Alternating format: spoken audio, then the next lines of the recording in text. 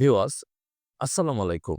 এসএমটির পক্ষ থেকে অভিনন্দন। ভিউয়ার্স অনেক দিনের অপেক্ষার অবসান ঘটিয়ে সিটিসেল আবারও বাংলাদেশের মার্কেটে আসতে যাচ্ছে। হ্যাঁ ভিউয়ার্স, 25 পয়সা কল রেট দিয়ে যে সিটিসেল বাংলাদেশের মানুষের হাতে মোবাইল ফোন তুলে দিয়েছিল, সেই সিটিসেল আবারও ফিরছে। তবে এবার তারা আর সিডিএমএ প্রযুক্তি ব্যবহার করবে না। এবার তারা জিএসএম-এ ফিরছে। ভিউয়ার্স, সিটিসেল কবে আসবে? কি হবে তাদের নতুন অফার? কি হবে তাদের এখন নেটওয়ার্কের পজিশন? কেন বা সিটিসেল বন্ধ হয়েছিল? চলুন একটু জেনে নেই। ভিউয়ার্স, সিটিসেল ছিল বিএনপি দলীয় একজন মন্ত্রীর কোম্পানি।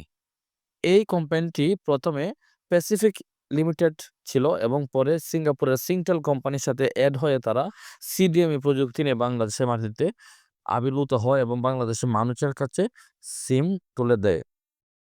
ভিউয়ার্স, যখন সিটিসেল সিংটেলের সাথে এড হয়ে যাত্রা শুরু করে তখন তাদের শুরুতেই গ্রাহক সংখ্যা ধীরে ধীরে ৩০ লক্ষ গ্রাহকে পরিণত হয় এবং পরবর্তীতে তারা আবারও বিপ্লব সাধন করে বাংলাদেশের মার্কেটে। কিন্তু যখন আওয়ামী লীগ সরকার গঠন করে এবং বিএনপি নির্বাচন থেকে সরে দাঁড়ায়, তখন আওয়ামী লীগ সিটিসেলকে বন্ধ করা পায় তারা শুরু করে সম্পূর্ণ রাজনৈতিক বিবেচনায়। তারা সিটিসেলের উপর অযৌক্তিক কর চাপিয়ে দেয় এবং কিছু টাকা পরিশোধ করার পরেও তাদের কোনো সময় সুযোগ না দিয়ে সিটিসেলকে আবারও বন্ধ করে দেয়। এতে করে সিটিসেল অনেকটি ক্ষতিগ্রস্ত হয়ে যায় এবং বন্ধ হওয়ার আগ মুহূর্তে তারা ৩০ লক্ষ থেকে ৫৯,০০০ গ্রাহকের কোম্পানিতে পরিণত হয়। হাজার হাজার কর্মী তাদের ছাঁটাই হয় এবং কর্মহীন হয়ে পড়ে আওয়ামী লীগের বদৌলতে এবং তারা পরিশেষে বিলুপ্তির পথে চলে যায়।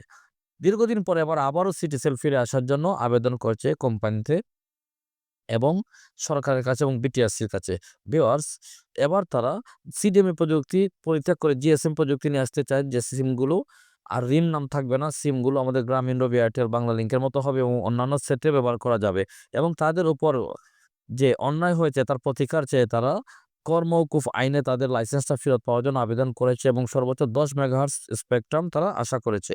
তো আশা করা যাচ্ছে সরকার পক্ষ থেকে অলরেডি তারা গ্রিন সিগন্যাল পেয়ে গেছে এবং বিটিআরসিও তাদের সিদ্ধান্ত জানিয়ে দিয়েছে, আইন মোতাবেক ব্যবস্থা হবে। সুতরাং কিছুদিনের মধ্যে সিটিসেল আবারও চলে আসবে বাংলাদেশের মাটিতে, এই প্রত্যাশা করা যাচ্ছে। তো ভিউয়ার্স, আশা করি সিটিসেল আসলে আবারও আমাদের অতীতের যে নাম্বারগুলি ছিল সেগুলি তারা ফেরত দিবে বলে তারা কথা দিয়েছে।